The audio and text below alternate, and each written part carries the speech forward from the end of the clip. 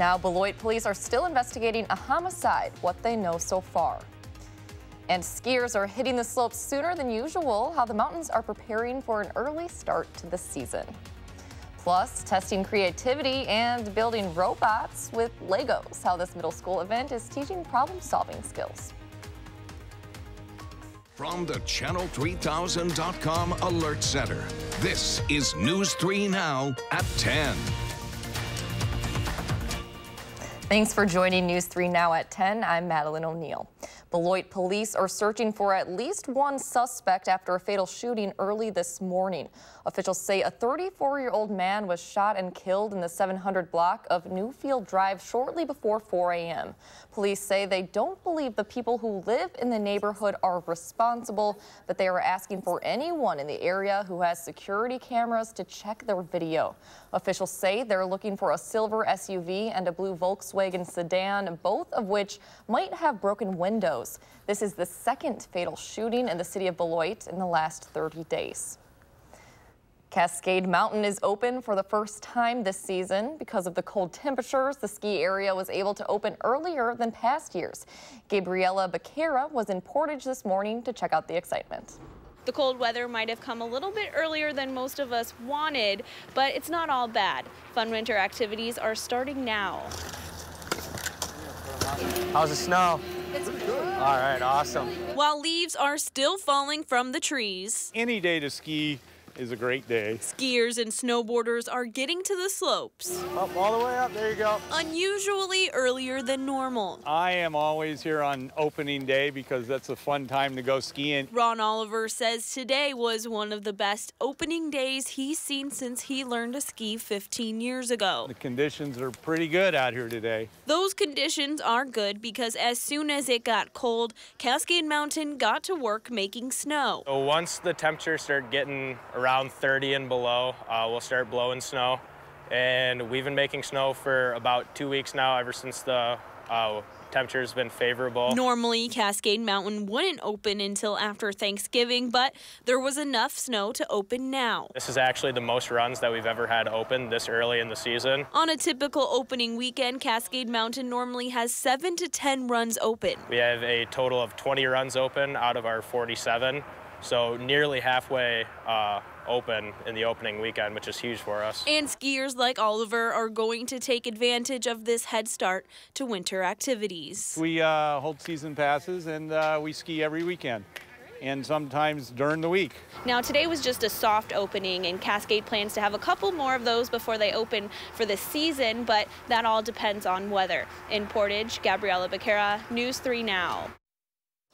Other ski mountains, including Tyrrell Basin, already opened up some of their runs as well. Now let's turn it over to Dave Caulfield with your first alert forecast. How much longer does it seem like they'll have to be making snow? Well, I think, Maddie, as we head into the next couple of days, we do have some slight chances for some flurries out there, but really nothing significant. However, I'm sure these ski and snowboard spots are loving the below normal temperatures. Our 20th straight day in Madison of below normal temperatures with highs near 40 this afternoon. Doppler track pretty quiet across much of southern Wisconsin.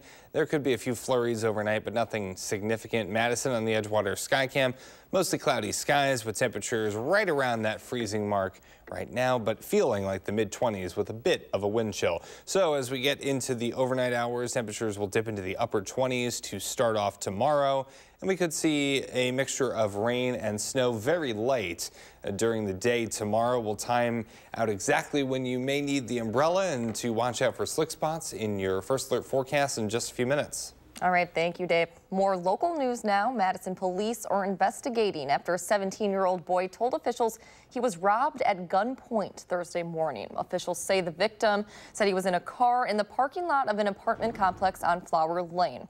Around 10:30, he had agreed to get a ride from another teenage boy who soon arrived with 2 others the victim didn't know. One of those unknown teens pointed a gun at him and told him to empty his pockets. Police say the group drove off with the victim's phone and belongings and left him in the parking lot. A Madison staple is celebrating its final day in business today. As Babe's Grill and Bar prepares to close, the restaurant has been open for 31 years, but will soon be demolished to make way for a housing development. Today, it hosted Badger fans for one final football watch party. Then general manager says Babe's owner has plans to open another restaurant as part of the new development in about a year. 7 workers are out of a job after a brawl at a Milwaukee Popeyes was caught on camera.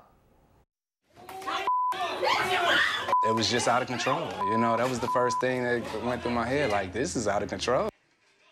Cell phone video from inside the restaurant shows Wednesday night's fight break out while customers were still inside. A witness says he heard an employee yell, "It's a fight," shortly before the brawl broke out. Police say no weapons were involved and no arrests were made. It's still unclear what caused the fight. This afternoon in Atlanta, Colin Kaepernick completed a 40-minute workout organized by the NFL in front of representatives from 8 teams. Kaepernick says he's ready for another opportunity and wants the league to, quote, stop running from him. I've been ready for 3 years. I've been denied for 3 years. We all know why. I came out here, showed it today in front of everybody. We have nothing to hide. So we're waiting for the 32 owners, the 32 teams, Roger Goodell, all of them to stop running. Stop running from the truth. Stop running from the people.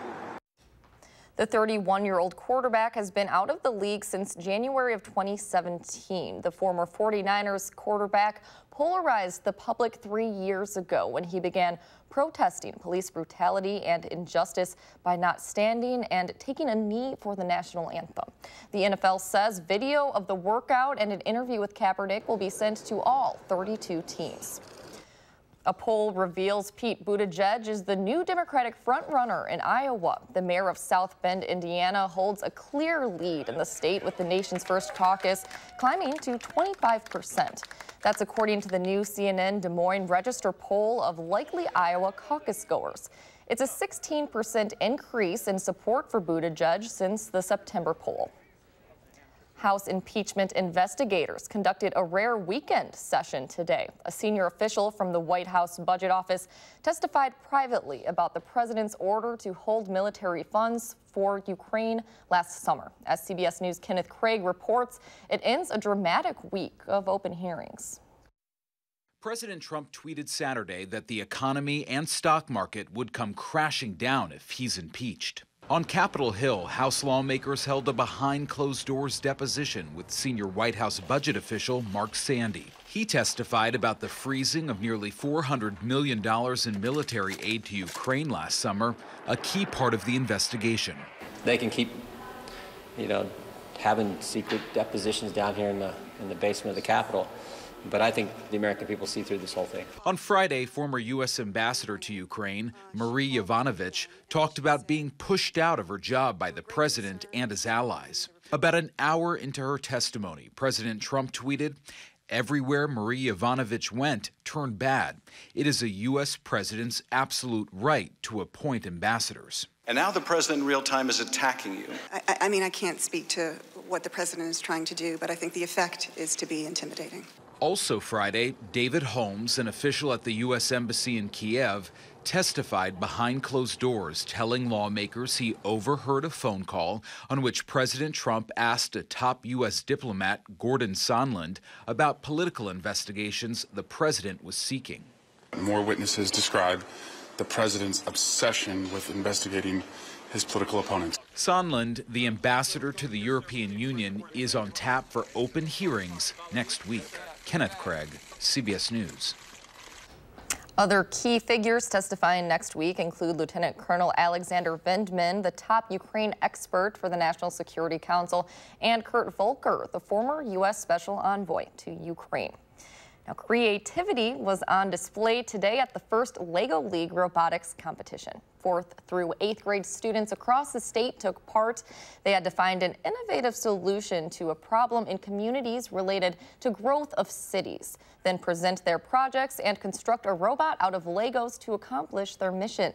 It's one of 13 qualifying tournaments. A championship is held in February. Windy Kitty Cat Club is giving household cats a chance at the spotlight. The ACFA Household Pet Cat Show is for rescue or companion cats only. Cats and their owners competed for Best Dressed and Best Cat Carrier. Beyond fashion, judges ranked cats based on health, cleanliness, and attitude. Officials say the cat show is a great way for people to get started in the cat showing business. Now, if you're looking to warm up during this winter, Ulbrich Gardens is giving tours of its new greenhouses and learning center. The $12 million project allows the gardens to grow an additional 10,000 plants each year. During the free tour, you walk through the greenhouses to see the new environmental controls and spaces that will serve the outdoor gardens and conservancy. You'll also walk through the garden's first space dedicated to learning. For elementary school kids, it's really important that they learn about the natural world because we're going through so much change, and it will be really important to have scientists in the future who understand plants. Both the greenhouses and learning center are still under construction, but officials say they hope renovations will be done by the end of January. The gardens are still about $1 million short of the project's $12 million price tag. It's the first major building change to the garden since 1991. You can RSVP to take a walking tour of the new buildings on the garden's website. The former mayor of Madison, Joel Skornica, died unexpectedly this morning at age 82. According to the Wisconsin State Journal, Skornica received a bachelor's degree in political science from UW-Madison in 1959 and served as assistant chancellor for the UW before his term as mayor from 1979 to 1983. In 2000, he helped establish the Skornica Public Service Award, which benefits civically minded UW-Madison students. He is survived by his daughter Jennifer and son Christopher. We'll be right back. Shop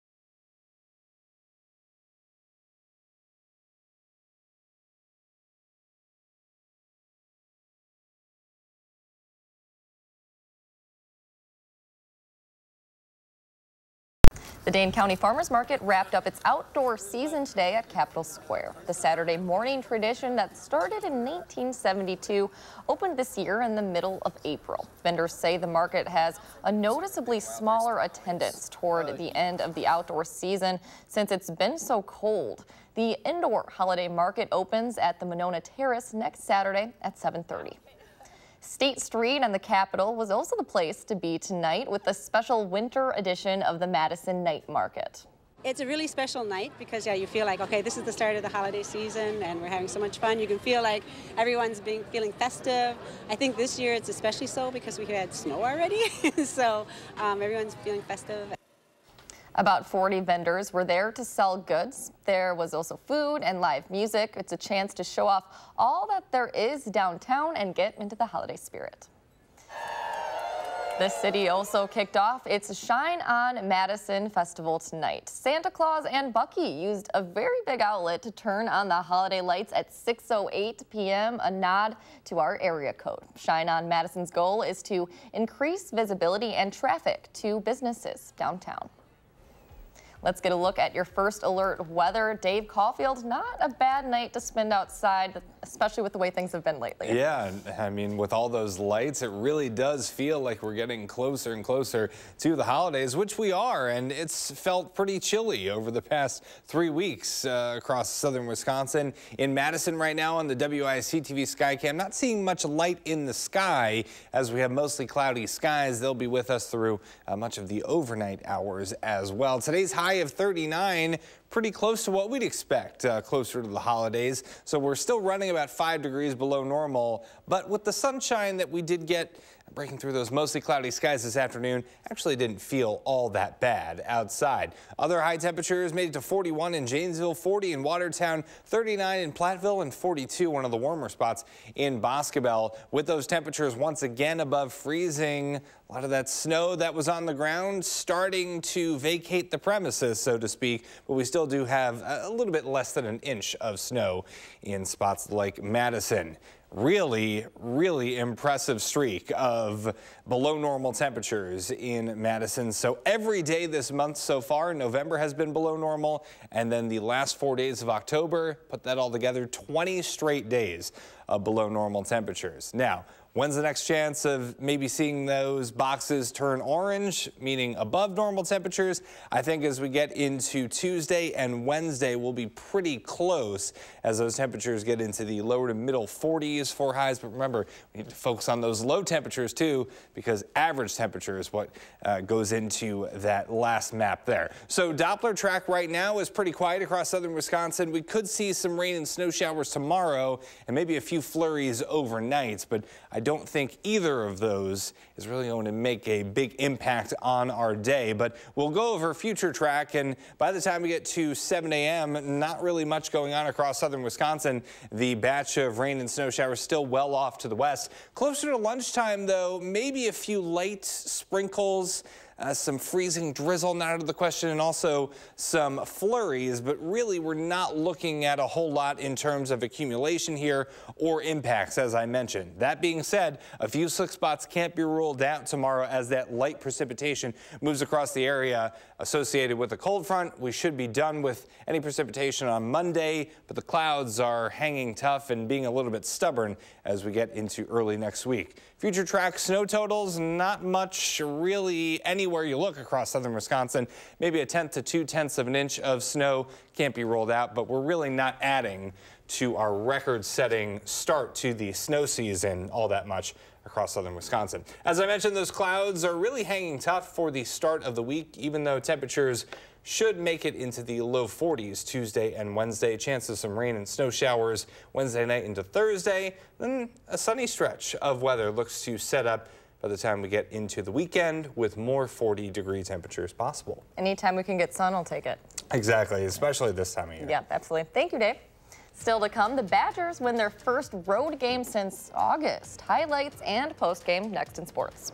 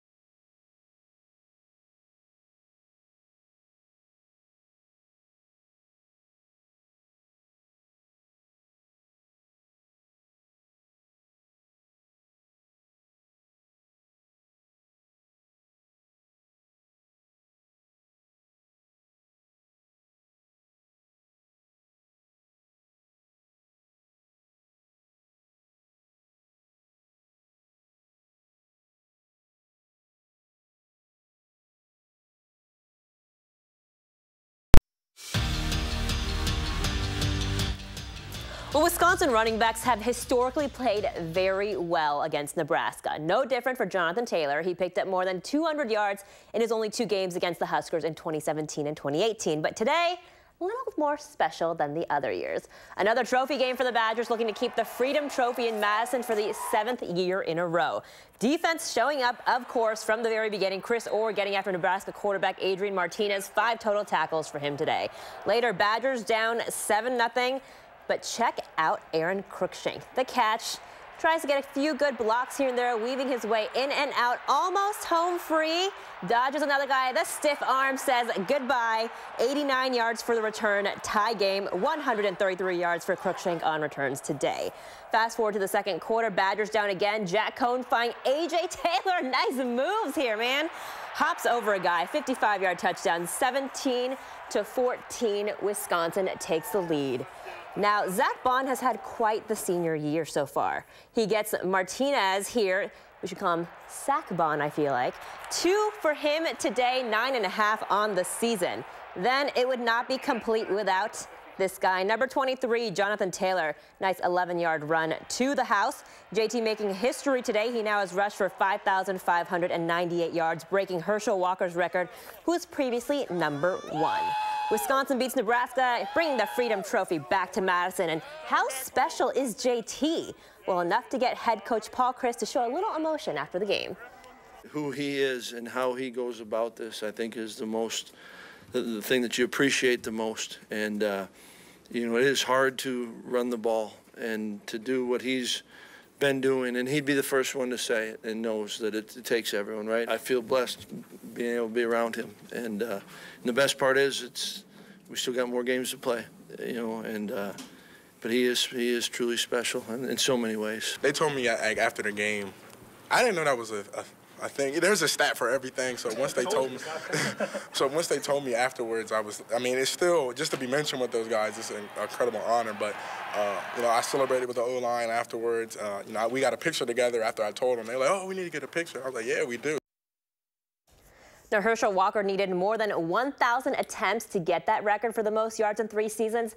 JT did it on his 836th carry. That's 247 fewer attempts than the former Georgia running back. We're watching greatness at work here, people. Next up, senior day for the Badgers. They will host Purdue. That game kicks at 3 p.m. A lot of eyes on this one. Minnesota and Iowa, they get a trophy too. Hawkeyes going early. Nate Stanley finding Nico Reganey for the 21-yard score. 6-0 Iowa up first. Fast forward to the second half. Now Hawkeyes still in the lead, but Tanner Morgan trying to get something going for the Gophers. 28-yard touchdown to Tyler Johnson. Minnesota within a score. So they've got one last chance, 4th and forever. Cole Kramer's pass intercepted though by Riley Moss. It is a good night at Kinnick Stadium. Iowa beats Minnesota 23-19 the final. Good day for the Badgers, too. The West now within reach. Around the Big Ten today, Indiana nearly pulling off the upset at Penn State. Nittany Lions getting a late score and take that one 34-27. And Michigan getting the Paul Bunyan Trophy, crushing Michigan State 44-10. Sparty in danger of missing a bowl game for the first time in 3 years. Having a losing record for the second time, just the second time this decade. They currently sit at 4-6.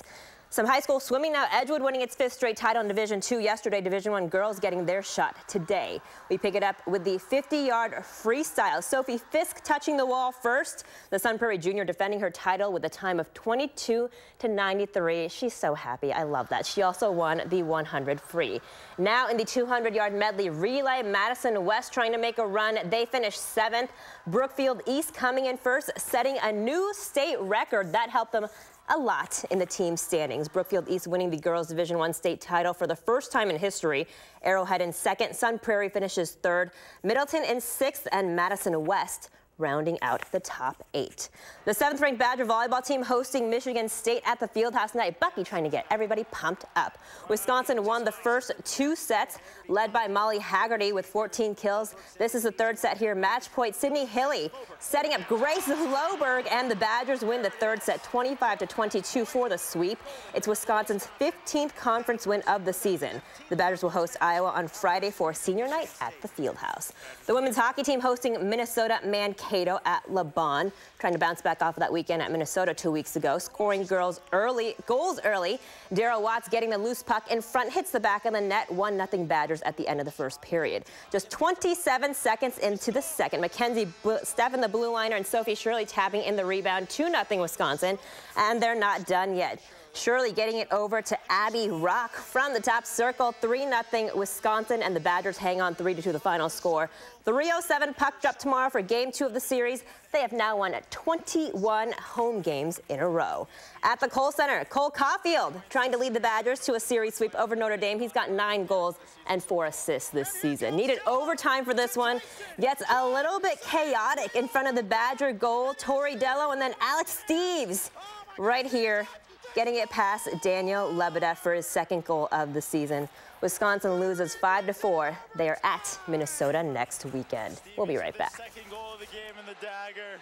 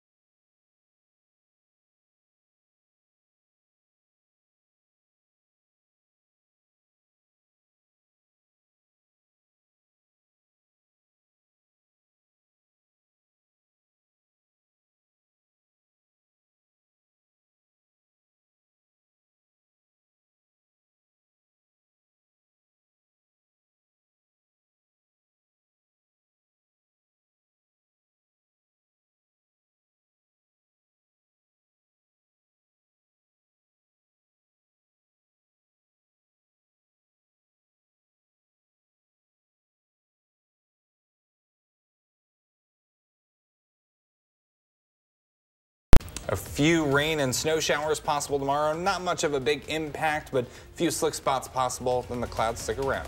Thanks for watching. Have a great night.